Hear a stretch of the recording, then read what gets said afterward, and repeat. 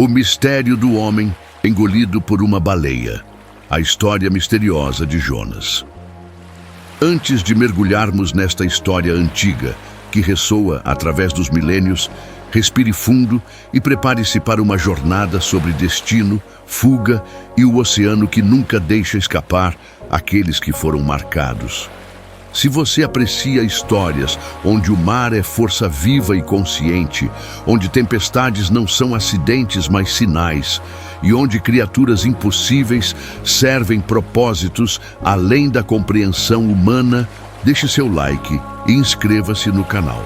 Hoje navegamos para uma das mais antigas histórias marítimas já contadas, mas veremos além das palavras familiares para encontrar o terror e a maravilha escondidos nas profundezas.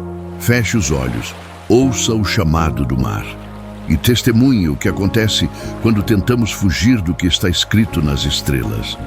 Jonas era homem simples vivendo vida comum na costa de uma terra antiga, onde mar e deserto se encontravam em fronteira sempre disputada pelo vento salgado.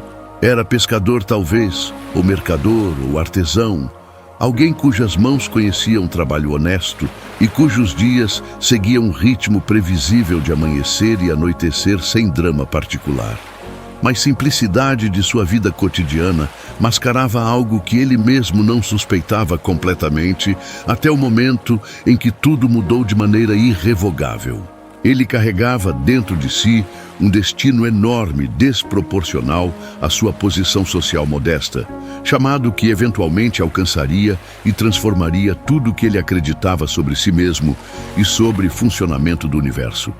O chamado veio não como sussurro gentil, mas como voz que ecoou através de sua consciência com autoridade impossível de ignorar, embora ele certamente tentaria. Era a ordem poderosa, clara e específica: viajar para Nínive, aquela grande cidade corrupta que se erguia orgulhosa no horizonte oriental, e levar mensagem de alerta, palavras de julgamento iminente que dariam aos habitantes última chance de mudarem caminhos antes que consequências terríveis descessem sobre eles. Mas o peso desse chamado era esmagador. Pressão psicológica e espiritual grande demais para ombros de homem comum suportar sem quebrar ou pelo menos dobrar significativamente.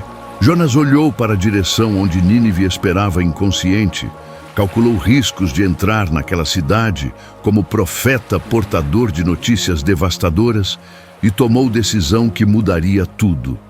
Ele escolheu fugir, não por covardia simples, mas por algo mais complexo, mistura de medo, dúvida sobre própria adequação para a tarefa e talvez questionamento secreto sobre justiça da missão que lhe fora atribuída.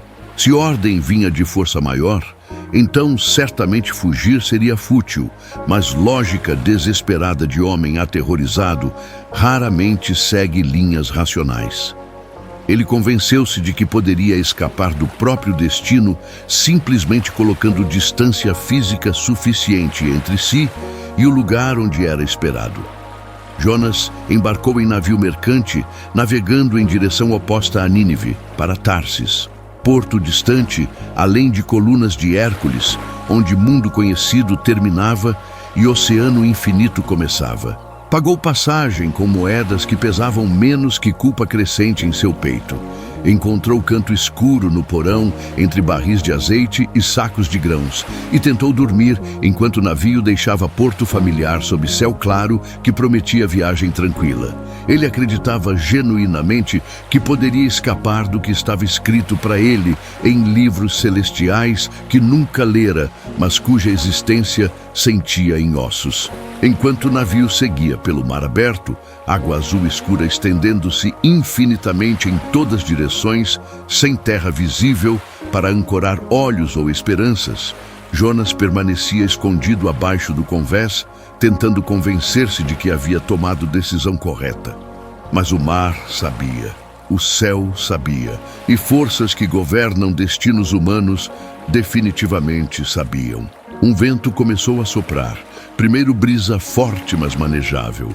Depois, rajadas que faziam velas estalar como chicotes e, finalmente, furacão sobrenatural que transformou tarde ensolarada em pesadelo apocalíptico em questão de minutos que pareceram segundos. As ondas subiram como montanhas líquidas, paredes de água que bloqueavam o horizonte inteiro, elevando o navio para alturas aterrorizantes antes de deixá-lo cair em vales profundos entre cristas, onde parecia que o oceano inteiro desabaria sobre Convés e esmagaria tudo. O céu escureceu prematuramente, como se noite tivesse decidido chegar 6 horas antes do previsto. Nuvens negras arremolinando-se em padrões que não seguiam meteorologia normal, mas alguma coreografia mais sinistra. E o mar, aquele oceano que momentos antes balançava gentilmente o casco, parecia ganhar vida própria.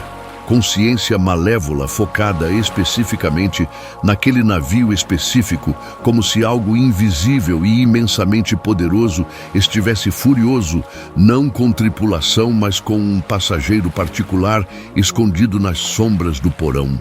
A tripulação, homens experientes que haviam sobrevivido a tempestades genuínas e sabiam distinguir entre perigo marítimo normal e algo fundamentalmente errado, caiu em desespero que beirava pânico.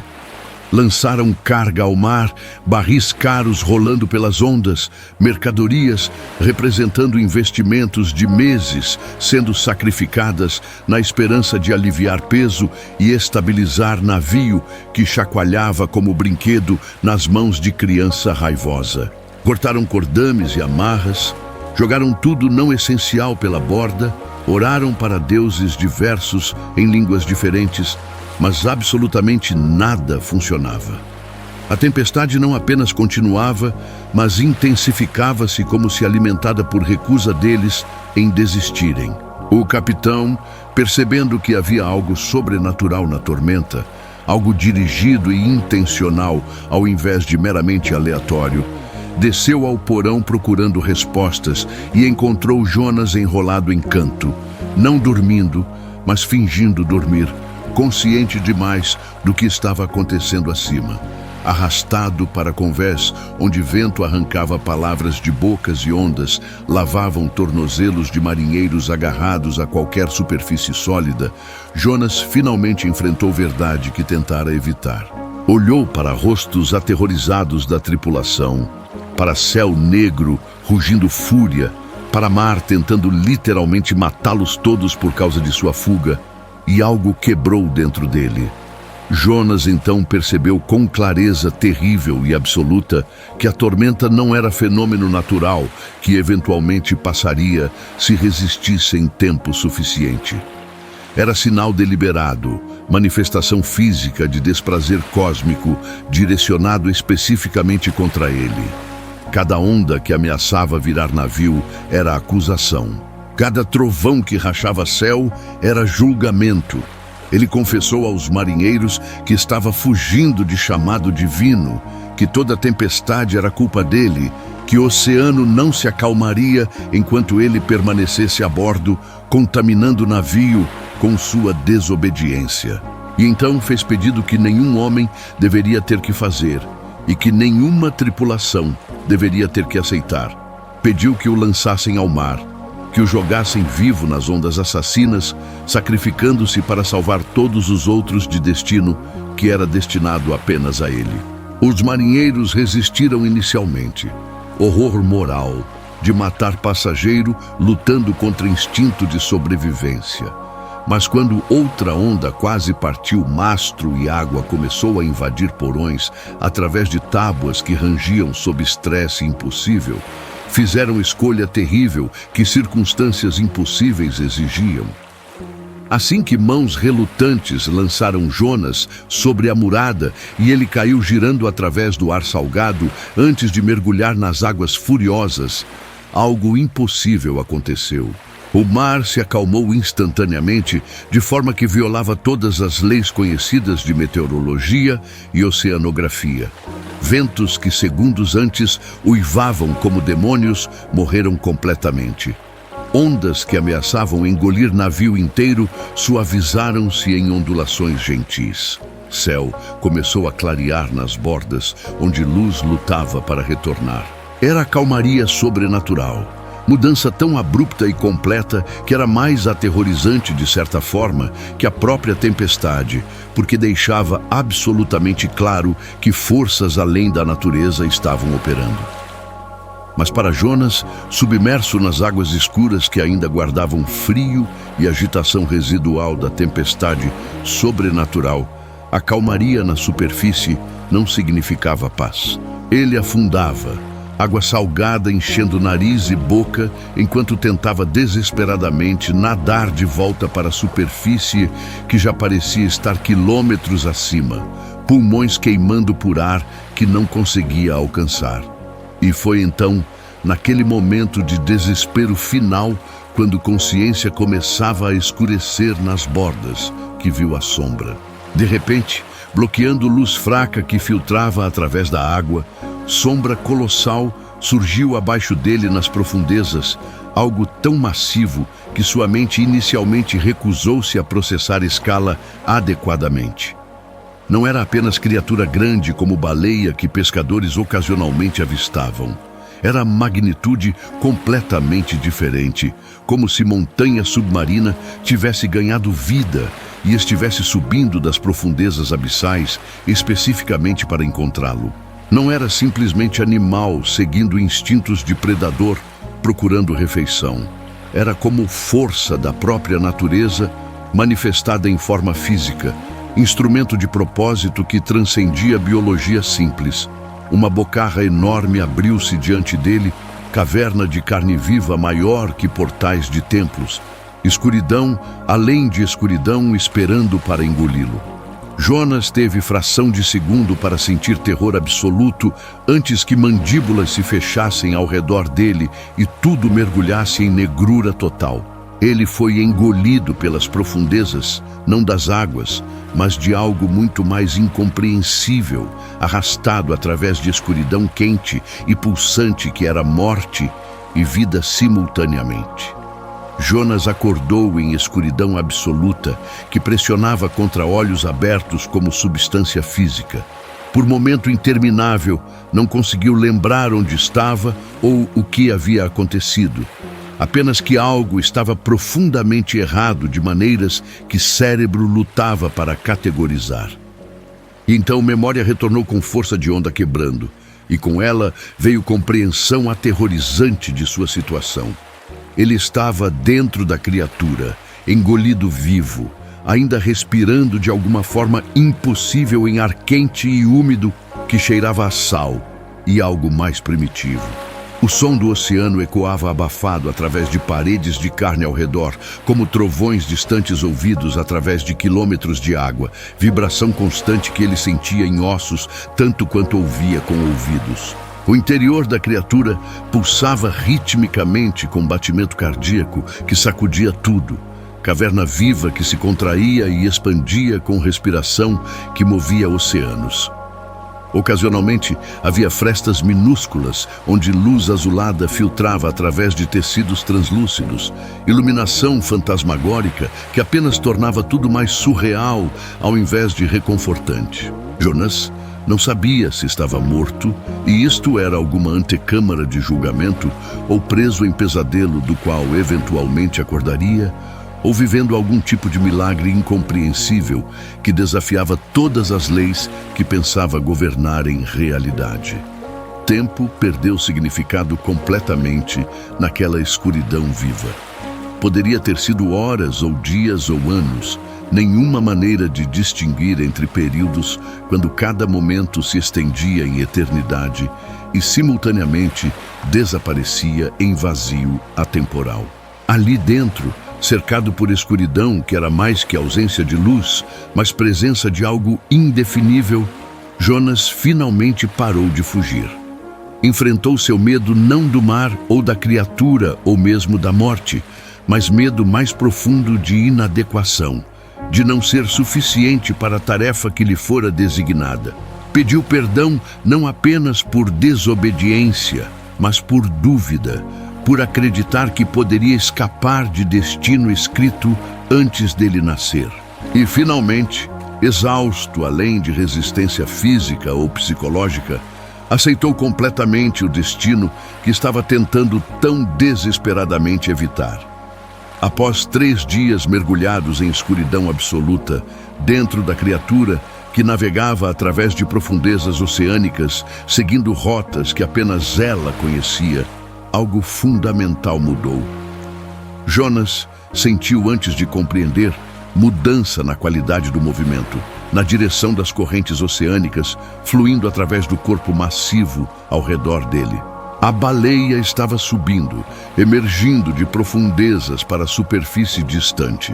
Com explosão dramática que deve ter parecido apocalíptica para qualquer observador na costa, a criatura rompeu superfície do oceano, levantando muro de água que caiu em cortinas brilhantes ao redor de seu corpo colossal.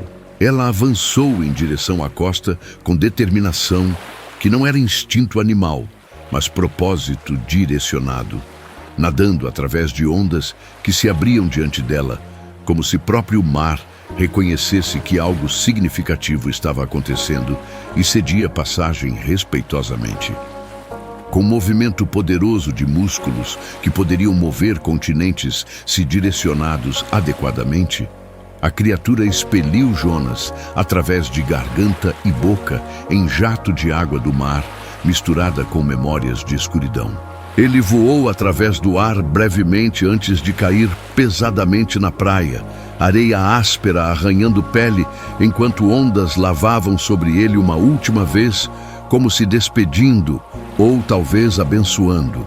Jonas ficou ali por momento indeterminado, vivo contra todas as probabilidades concebíveis, exausto além de palavras adequadas, corpo coberto de sal que ardia em cada ferida e arranhão, areia grudando em cabelo e barba, e destino finalmente aceito, pesando menos que antes, porque não era mais fardo, mas propósito.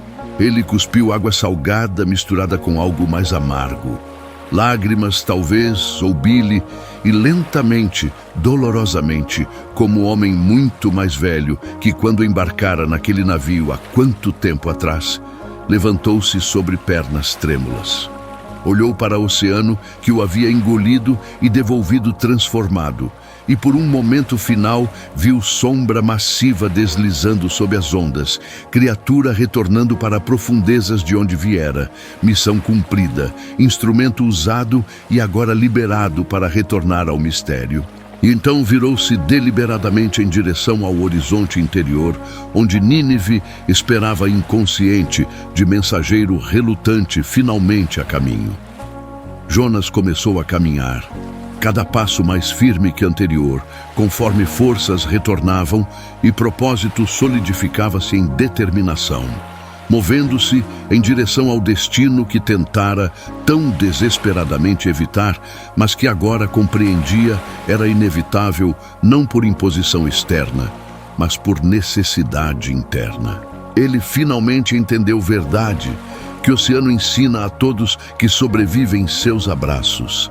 Não adianta tentar fugir do que foi escrito para você nas estrelas antes de nascer, gravado em ossos antes de ter ossos, sussurrado em sangue antes de sangue fluir.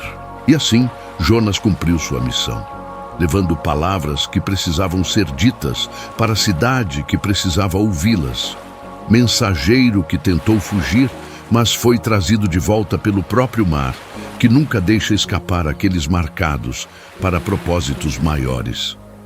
Se esta jornada, através da escuridão viva do oceano e do destino, tocou algo profundo em você, deixe seu like e inscreva-se no canal. Aqui navegamos por histórias antigas, que ainda respiram verdade, por mares que são mais que água, por destinos que não podem ser evitados, apenas adiados. Comente se você acredita que podemos fugir do que está escrito ou se, eventualmente, o mar sempre nos traz de volta. Obrigado por mergulhar nas profundezas comigo. Até a próxima travessia e que você encontre coragem para aceitar seu próprio chamado antes que o oceano precise ensiná-lo.